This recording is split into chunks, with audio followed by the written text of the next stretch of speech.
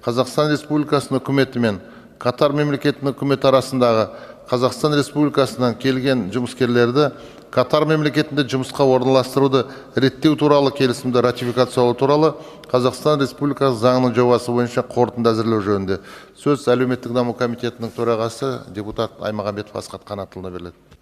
Рахмет, құрметті Ерлан Жақанұлы, қадірлі әріптестер. Заң жобасы Катар мемлекетінде Қазақстан азаматтарын жұмысқа орналастыру мәселелерін реттейді. Еңбек шартын жасаудан бастап репатриациялау мәселелеріне дейінгі барлық кезеңдерде қазақстандықтарды кешенді құқықтық қорғауға бағытталып отыр. Қазақстаннан келген жұмыскерлерді жалдау, олардың Катарға кіруі және онда жұмысқа орналасуы тиісті заңдармен және екі елде де қолданылатын рәсімдермен реттелетін болады.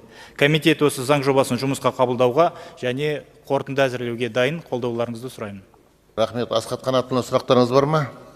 Онда осы мәселе бойынша да қаулыға дауыс берейік. Дауыс беру режимін қосыңыздар.